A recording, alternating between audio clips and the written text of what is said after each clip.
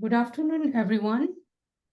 I see people still joining in, so let's take a moment to settle down.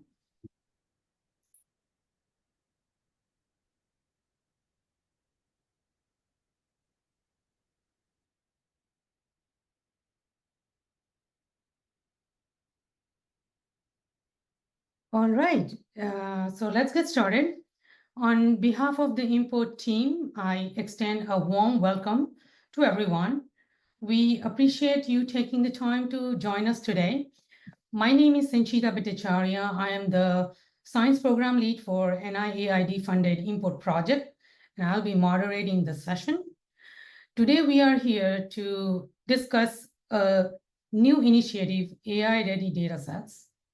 And this year, ImmPort program has partnered with the National Artificial Intelligence Research Resource, NAIRR, and ImmPort is part of the NAIRR pilot program, making the immunology datasets AI-ready. In today's webinar, we will introduce NAIRR, explain our processes for creating AI-ready datasets, show how others can assess their own datasets to make it AI-ready, and give some examples of how AI-ready datasets can be used with open source AI tools. Before we begin, I would like to cover a few housekeeping items. The presentation time is approximately 45 minutes, followed by 15 minutes for Q&A. And please feel free to post your questions on the Q&A window at any time during the session. And we will also take a few questions live at the end of the presentation. The webinar will be recorded and made available for future access. And without further ado, I would like to introduce Ruben Sarval, one of the ImmPort team members who will be presenting on AI-ready datasets. So Ruben, the floor is yours. Let me stop sharing. Thank you. All right.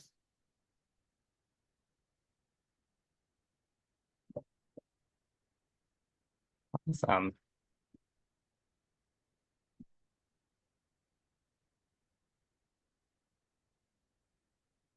Awesome. Well, thank you, Sanchita, and thank you everyone for joining for the talk today. So I'm going to give a brief overview of ImmPort first. I'm then going to touch on AI-ready datasets and sort of what that process entails for creating an AI-ready dataset. I will then discuss what ImmPort is doing to help facilitate AI-ready data. And then, as Sanchita mentioned, I'm going to provide an example of an AI-ready dataset. So what is ImmPort? So ImmPort was created as part of the National Institute of Allergy and Infectious Diseases and the Division of Allergy, Immunology, and Transplantation, so NIAID and DATE. This database came into existence actually over a decade ago when the data sharing practices were sort of on the horizon. And ImmPort stores raw and processed data. It also stores protocols from experiments, metadata associated from the research and the clinical trials. And this is now ImmPort's 20th year of collecting and sharing data.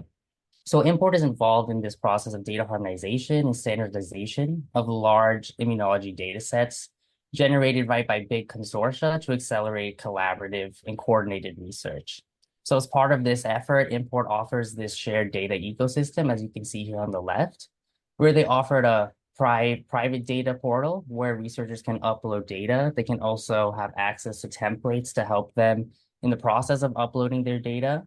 There is also a shared data portal where users can download data that has been uploaded. They can also search for studies that they're interested in. And then there is also a data analysis and resource portal where users can come to access tutorials, documentation for downloading data, as well as workflow analysis tutorials. So really through this ecosystem, ImmPort is making data findable, accessible, interoperable, and reusable. So really adhering to these FAIR principles. And so as part of, as I mentioned, of the program submitting to ImmPort, there is a wealth of different consortium programs submitting. There's a number of NIH-funded programs, So as you can see here, the Human Immunology Project Consortium, or HIPSI, has submitted a lot of various immunology data from various conditions. CERNet has also submitted over 170 COVID-19 studies. In ImmPort alone, there is 300 COVID-19 studies, so they've submitted well over half of those. There's also non-NIH funded programs that are supported in ImmPort, such as the Bill and Melinda Gates Foundation, where there's a number of malaria studies that have been submitted as well. So when you were to go into ImmPort, if you wanted to look for some of these studies, you could have access to this great ImmPort shared data browser or this cohort discovery tool. So in the shared data ecosystem I mentioned earlier, you can navigate to this cohort discovery tool, and where you'll have access to search from over 1,000 studies that have been submitted to ImmPort. So the CDT offers really a user-friendly way of searching for studies, and you can search either by research focus, condition or disease, assay method, or any of the programs that you might be interested in. And you can do this either via free text search at the bar up here, as I'm showing, or you can go look through the predefined categories that ImmPort has created, where you can filter by specific research focuses that are there, conditions, assay methods, or programs.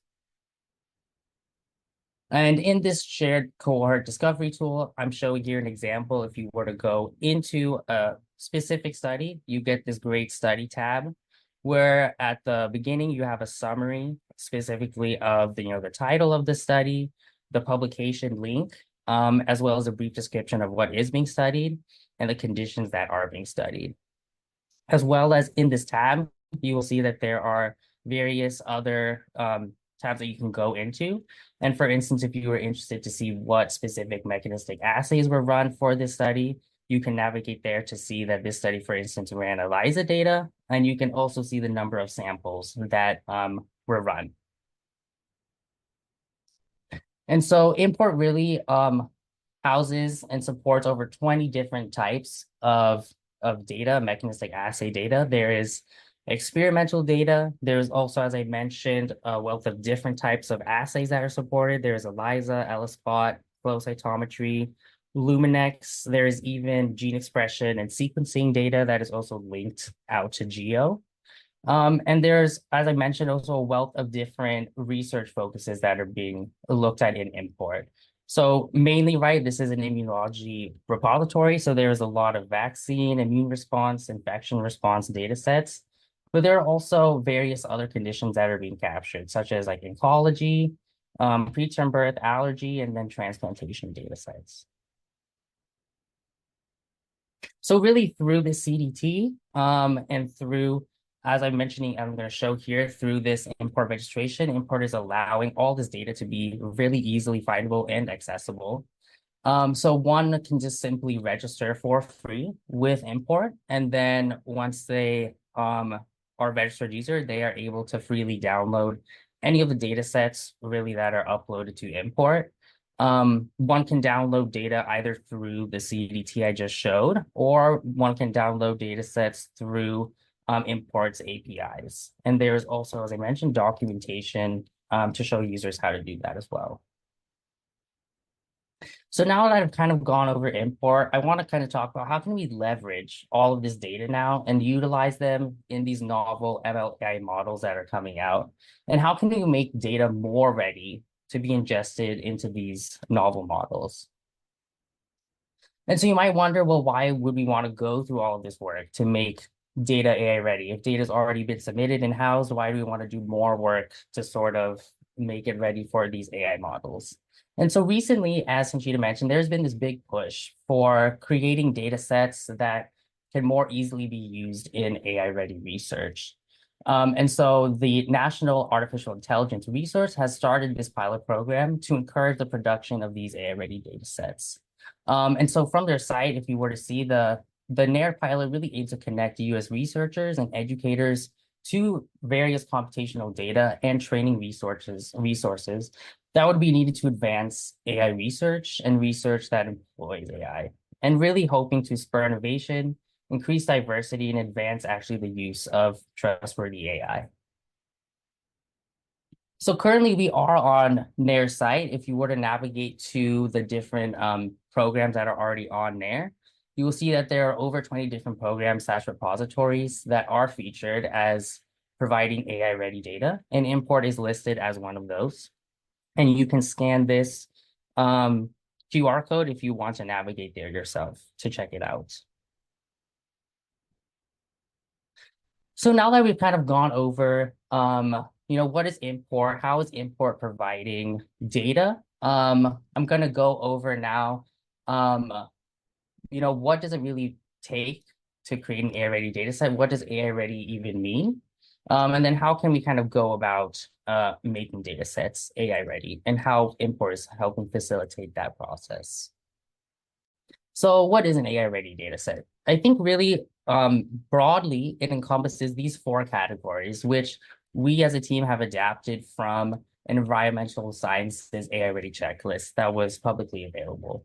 So really it involves these four broad categories of data preparation, data quality, data documentation, and data access, where in the data preparation, here data, we note, right, if data is in single or if it's aggregated data, if values have been normalized, if their outliers have been tagged, and if data has been annotated properly. There's also a need for data quality to make sure that the data is complete and consistent, and that it is that the integrity of the data is maintained. There is also, right, this need for data documentation to understand what the variables mean, so such as metadata or a data dictionary. And then, of course, data access. So how is this data distributed? If there is need for security, how is that employed?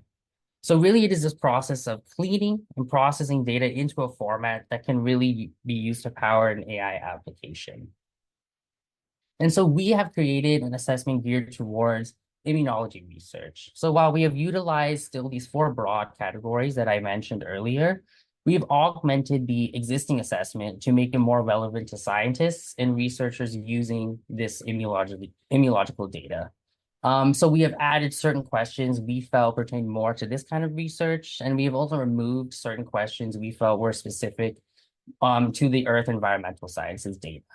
And documentation also about what changes were made to the assessment are available as well. And so I'm going to go into a little more detail now about what the assessment here contains. So if you were to navigate there, you would see a nice kind of instructions and guidelines for how it is best to go about utilizing this assessment.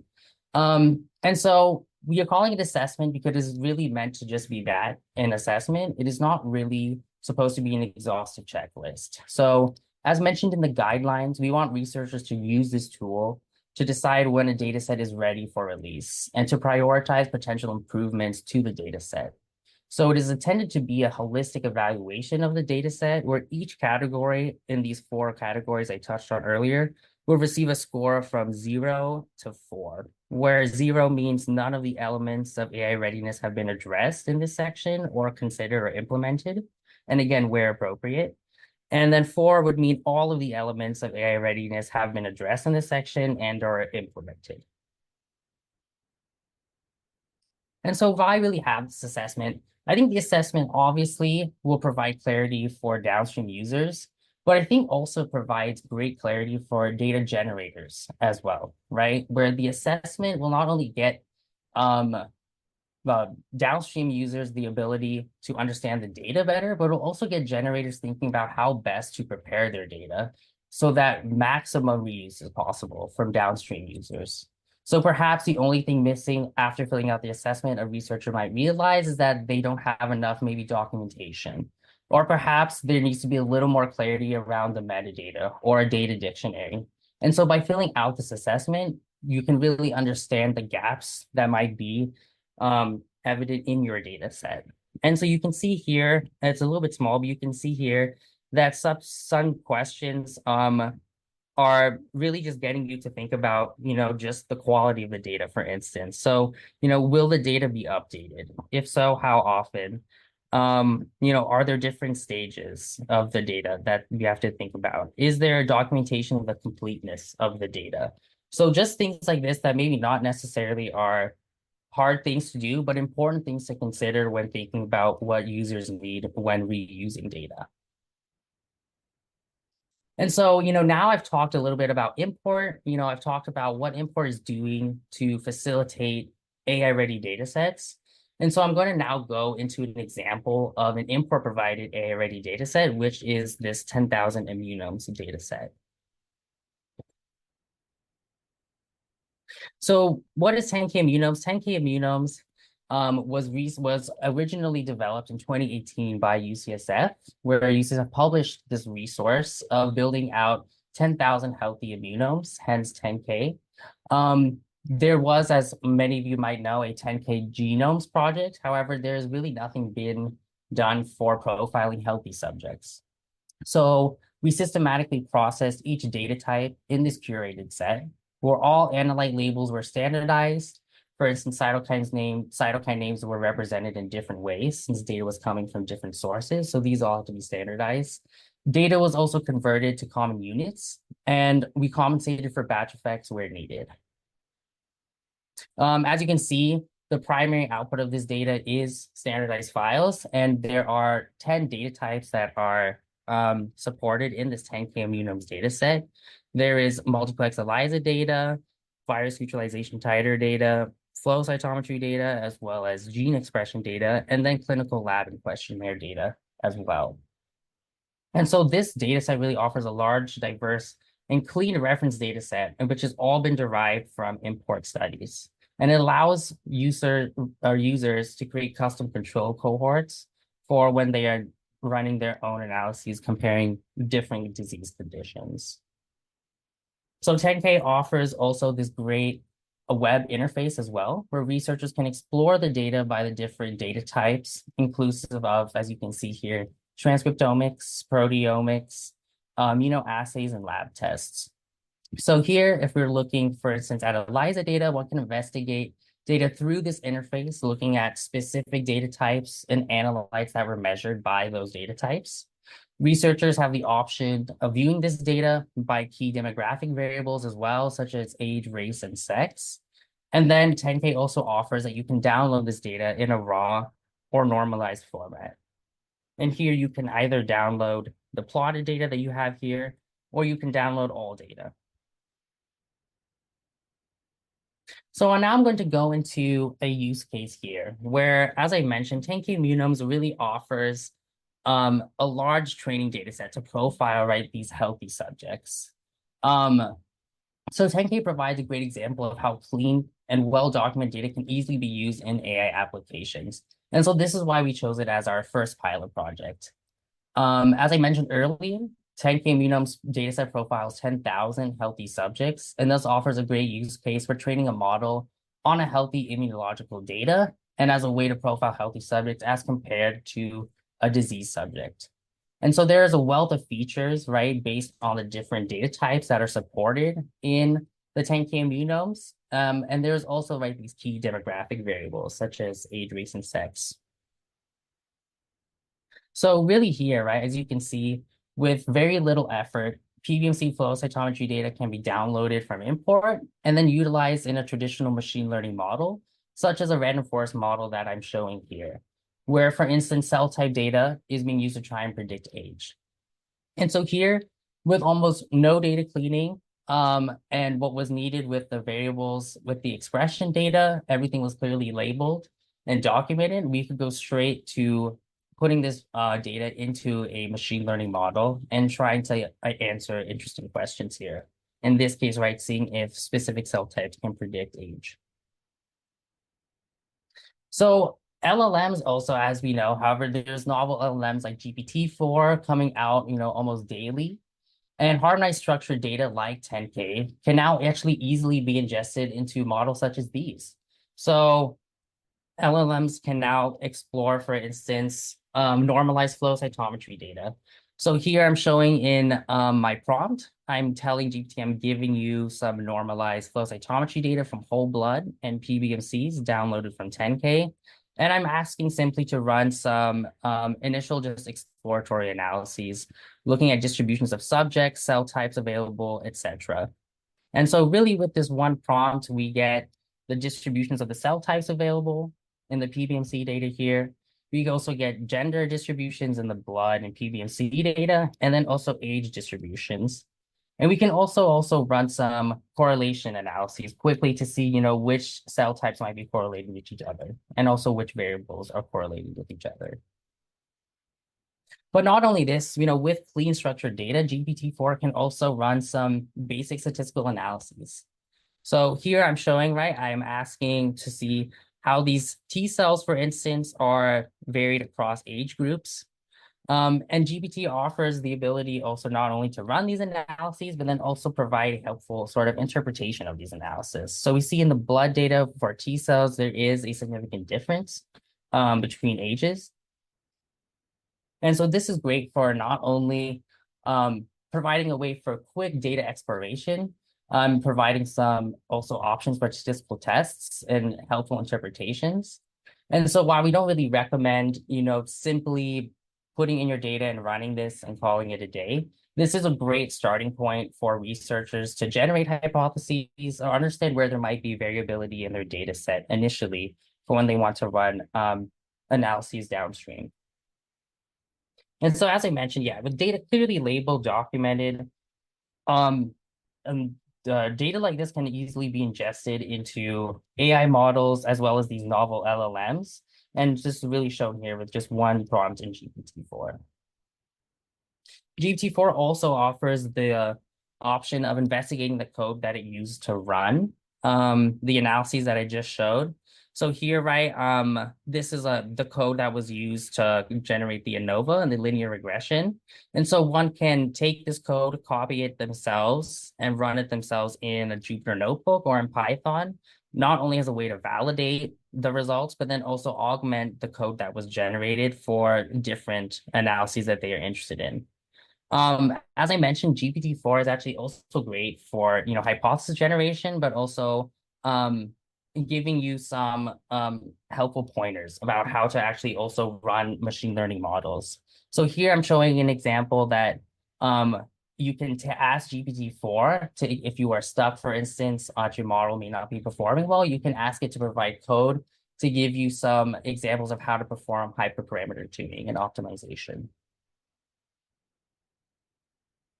So where does ImmPort really provide this AI-ready data set? So 10K Immunomes is on the ImmPort research page. So if you navigate to the ImmPort resource page into their AI-ready dataset resource tab, you will see the 10K Immunomes dataset is available for download. You can click this download button, and you will get a user agreement, and then you will be able to download the whole dataset. There is also, right, the 10K Immunomes assessment that I touched on earlier, where researchers can look at this and see how the assessment was filled out and how what the score is for this AI readiness assessment. And then there is also a blank assessment that is provided so that users can download the blank assessment and then fill it out for their own data sets.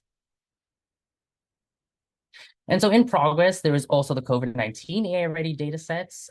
Briefly, there is around 25 studies captured in this COVID-19 data set. They are all infection immune response studies right now, and they encompass ELISA flow cytometry and neutralization assay data.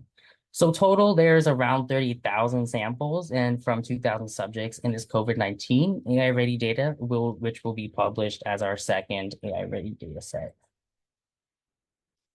And so really, what are the conclusions? So the benefits of ImmPort and utilization of AI. So as I showed, AI-powered tools can really enhance the visualization and interpretation of immunological data. As I mentioned, helping researchers identify trends and patterns and bias potentially in the data that can direct them to their analysis. AI tools can also use, with the utilization of ImmPort data, can be helped to use predict disease outcomes. As I mentioned, 10K is a great sort of way to profile healthy subjects. And then with the COVID-19, for instance, you would have access to, 10,000 healthy samples as well as 30,000 disease samples. Also with the utilization of AI and these great tools, AI can also automate the processing and analysis of this large scale data. So for instance, I uploaded fairly large flow cytometry files to GPT-4, but since they were clean and structured, it was easy for this AI tool to handle it and interpret the data set. There's also data integration analysis that is offered that can be utilized through these AI tools, as well as what I did not show but can easily be done also is drug discovery and personalized medicine. So by leveraging these AI tools and these vast data sets available in ImmPort, researchers can identify potential drug targets and novel biomarkers as well. So I'm going to go quickly to show here how, if you as a researcher are interested in navigating and accessing these AI-ready data sets on ImmPort, how you would be able to do that. So if you were to go here, this is ImmPort's homepage. And you will see, as I showed earlier, you have these ecosystems. And so if you navigate to the resource page, you will see all of the resources provided by ImmPort. As I mentioned, there's documentation, there's tutorials, there's also all the publications that have been linked to the studies. And then if we go down here, we will see the NAIRR AI-ready data sets. So if we click into here, we go to ImmPort's research page, where there is a little information about NAIRR and the pilot program that we're involved in. And then as shown here is the ImmPort provided AI-ready data sets. So with this click, you can download the data, and then coming soon will be the COVID-19. And then further down, as I mentioned, there's also the AI readiness assessment. And so as again, there's a little blurb about what the assessment is and how it is related to the NAIRR pilot. And then there is the assessment template, where if you want to download this blank template for your own research, you are able to do so. And so with that, I would like to say a big thank you to the ImmPort team, a huge thank you to Dr. Bute and Sanchita giving me this great opportunity. A huge thank you to Sammy, who worked really just with me on this. It was a great project. And also thank you to all the other teams that helped with this work. And so with that, I think I will take questions now.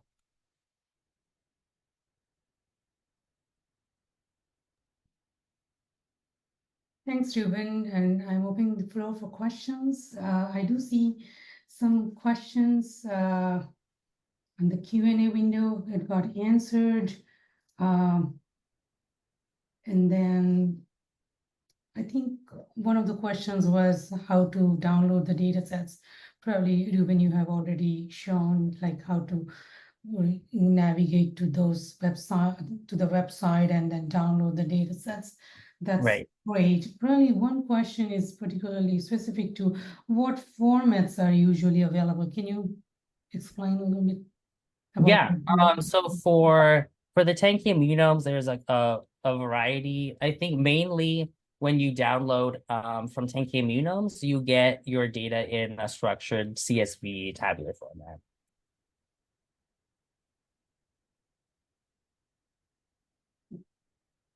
I hope that answered the question.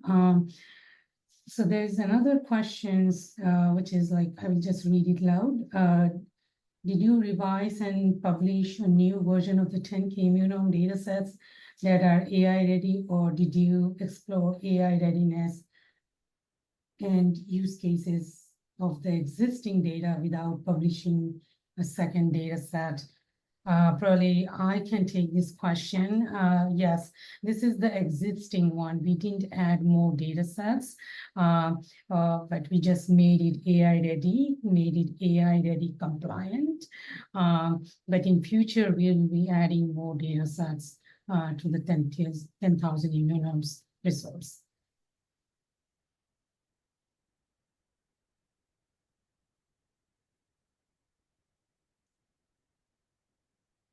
Right, so the next question is, can we have the presentation slides? Yes, we will be sending out the slides and the video recording after the webinar, maybe shortly in a couple of days. And also the webinar recordings will be published on the ImmPort website under the archive. Probably, Ruben, could you just show, if possible, where the We have the webinar recordings. Oh, yes.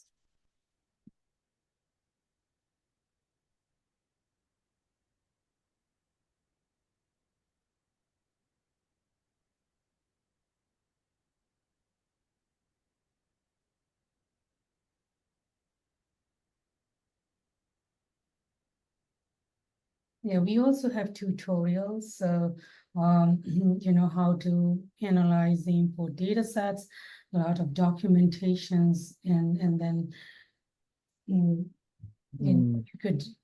download these tutorials for educational purposes.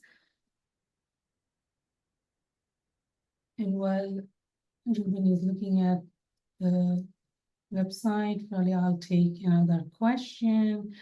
Can you provide more details about the specific data quality checks or steps you took, and how long in total did it take to go through all the steps to make the data AI ready? Yeah, that's a great question. So as I sort of mentioned, I can actually show, let me put this back up here.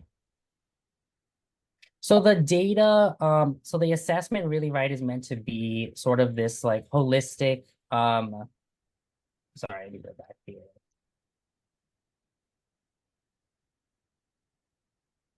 Yeah, so it's meant to be sort of right this holistic sort of assessment. So when talking about like data quality, right? As Sanchita mentioned, we did not do anything sort of new to the published 10K Menoms data set.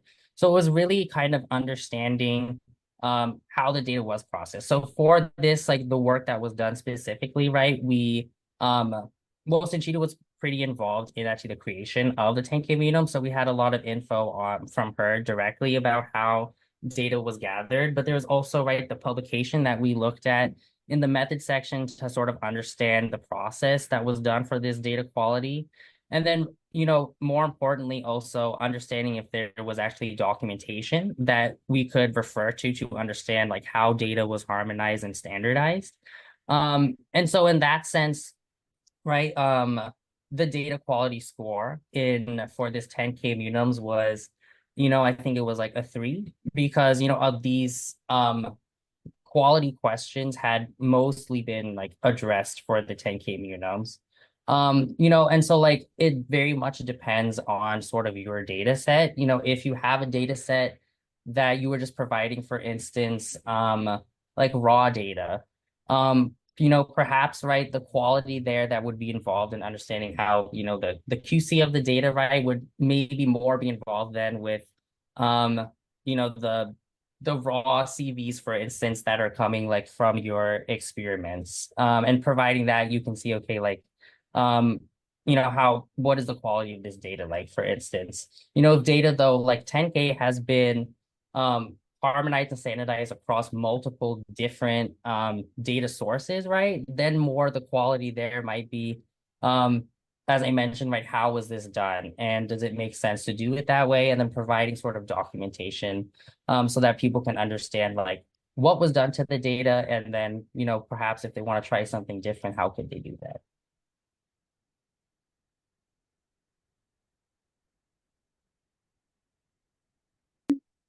And then also, if you could, as a follow-up, like let us know how long it took you to AI enable or make the data set AI ready. Yeah, so great question. I think, Sanchita was really involved in the 10K sort of development before my time. However, I believe they were able to kind of compile all those studies fairly quickly using the API endpoints provided by ImmPort. So when studies in ImmPort, when a uploader uses the ImmPort provided templates, the data gets parsed right into ImmPort's repository. And then using APIs, you can pull, many studies at a time in a structured format. So I think for 10K Immunomes, kind of getting all the studies did not take too long, but I'll wait for Sanchita maybe to hop back on to give more exact details about that. Oh, I'm sorry, go for it. sorry, I Oh, got stopped. Something happened then. oh, And no then worries. connectivity. Yep, yeah. So, yeah, one of the things that I did want to mention that, yeah, we made use of AI and all the data was paused into the ImmPort database. So it took us roughly about a year, though, which was um, uh, a postdoc involved, and Kelly Zalewski, she's the first author in this paper.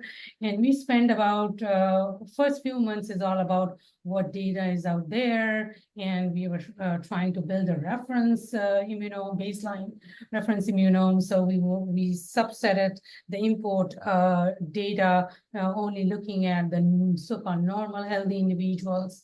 And once we were able, and a lot of this also goes back to the type of some data sets, probably, we found that there's some ELISA data available.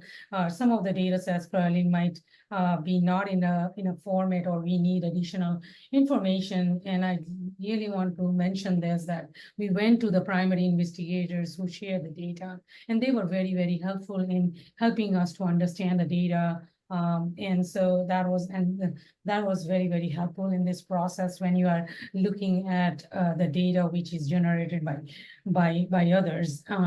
But at the end, I mean, we were able to build this resource successfully.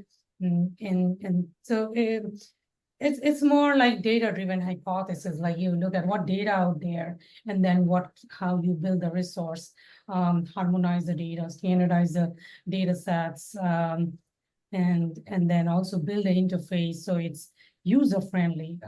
Those are the things we had in mind while we were building this resource. Thank you. Great. Thank you, Sanchita. Yes. And I think in a follow-up, how long did it take you to enable, make the data set AI ready, roughly? Yeah, and so that's kind of more the process. As I mentioned before, right? We didn't do anything new to the 10K immunomes after it was already developed. So really that process of like making it AI ready was mainly the process of making sure we had documentation of the completeness of the data, which I believe we had to do since there was not a document readily available for that. And then, just filling out the assessment, which, does not take too long. And as Sanchita mentioned, since there was, a great publication and a method section, and Sanchita herself to kind of understand how the data was created, harmonized and standardized, answering those like specific questions about data quality and things like that were fairly straightforward to answer. So the assessment itself, in terms of filling it out and making it AI ready, did not take too long in that sense. Great. Thank you so much. And I see one other question kind of more specific to 10K. So maybe we can address that one now too. Is the 10K immune data multimodal? Yep. Yes. Yeah. And I can go back to that slide quickly.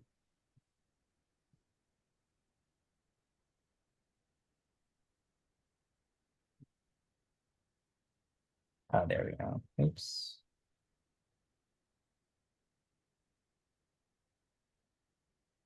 Yes. So yes, there's it is a very multimodal data set, right? With a lot of different, assay data that's been captured, but as well as lab test data, questionnaire data. Yeah. Great. And I think you may have already touched on this, but just to make sure we answered the question thoroughly, as far as the outcome of the AI readiness assessment, can you give some insight into is it an overall score that is the outcome of that assessment, or how is that interpreted, the score? Yeah. Great question. And maybe Sammy, I'll let you take this quickly while I navigate to that to the slides quickly, because it's a little slow for me. Sure, no problem, Ruben. So yeah, short answer is we do have an overall score that is generated from the assessment. And it's you as the researcher who knows more about the data set than anyone else, who is going to be assigning the score for each of the 4 categories. And so that's where that holistic assessment that Ruben went over, where you're assigning each section a score between 0 and 4 based on how many of the specific elements of that section you have addressed with your data set.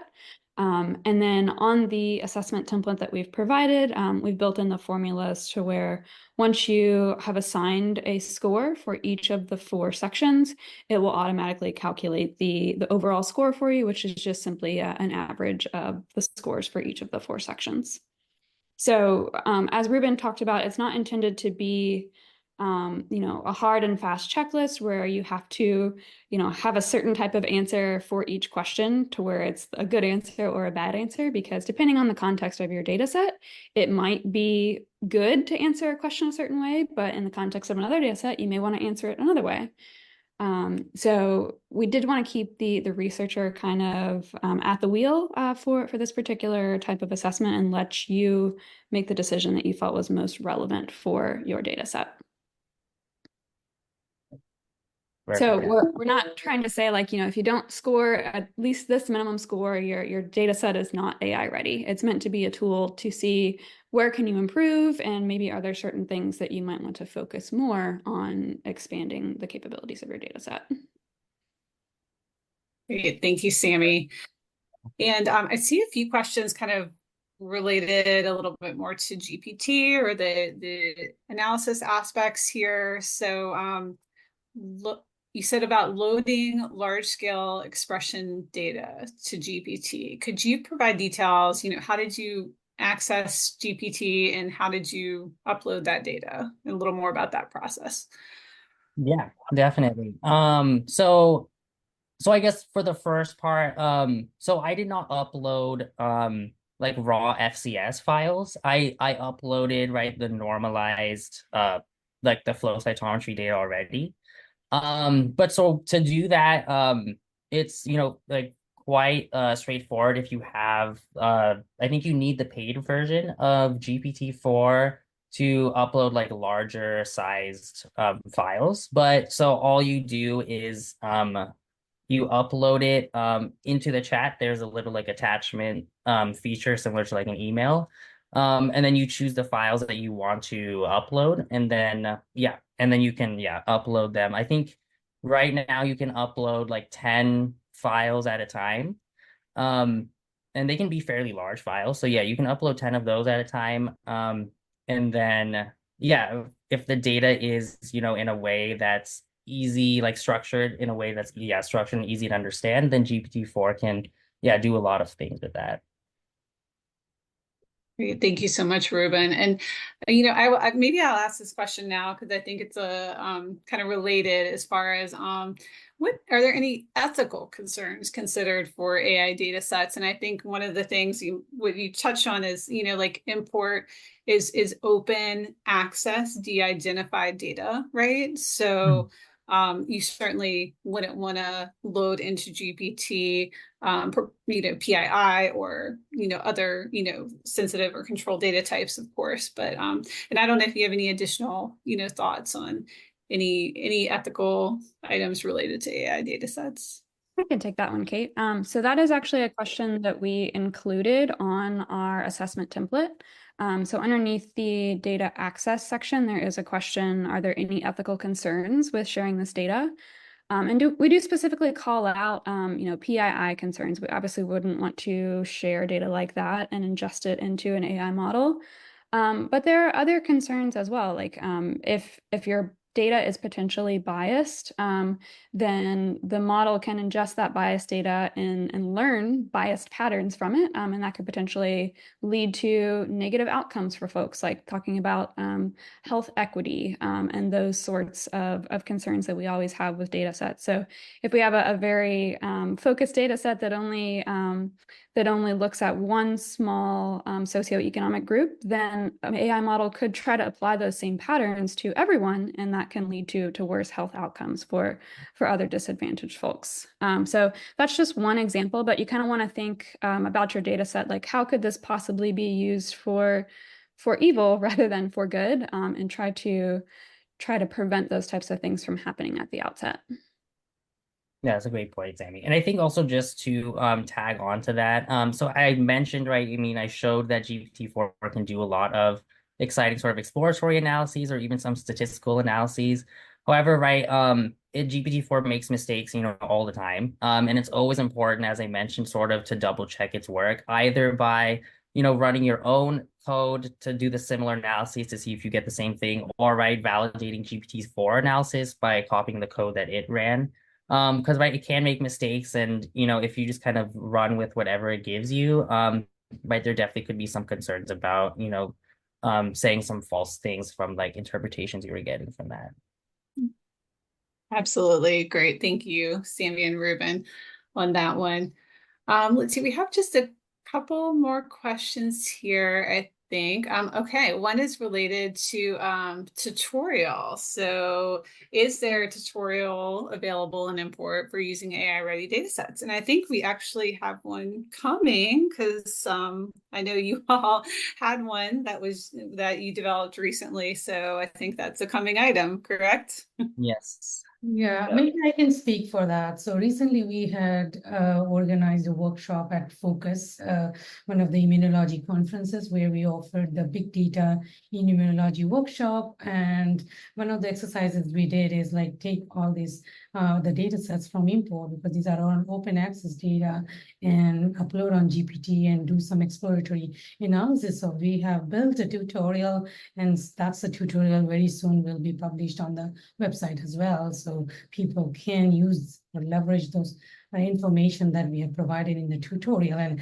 practice in their local environment, like how to write or come up with the prompts. So prompt engineering is very, very crucial when you are using the GPT. So yeah, I mean, I think it's a great segue that I provide some information how you can get in touch with the ImmPort team. So I have a couple of slides. I'll just share you here. All right.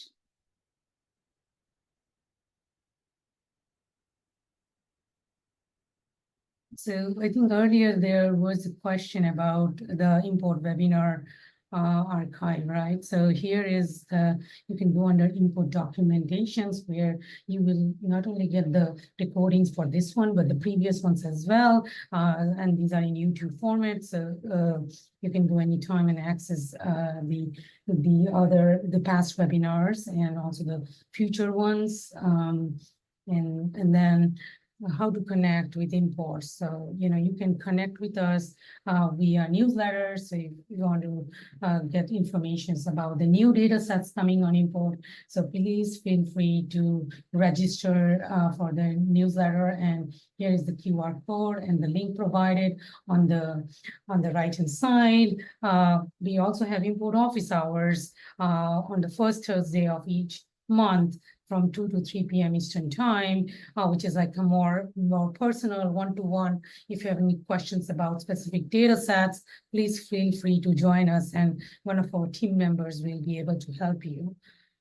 We are also on the social media for whenever we go to workshop or have any podium presentation in the conferences talking about ImmPort.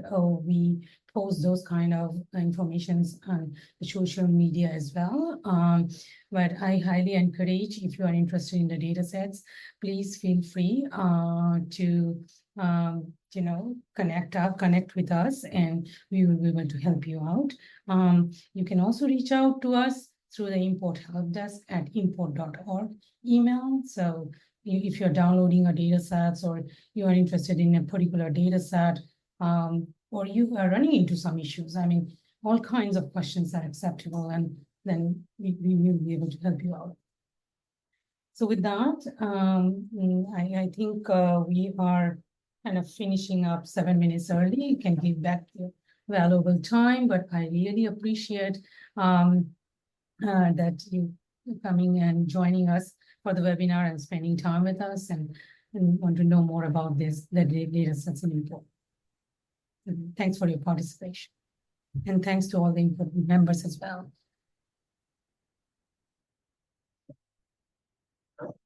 Thank you. Yeah, and stay connected with us on the future webinars. Thank you, everyone. Thank you.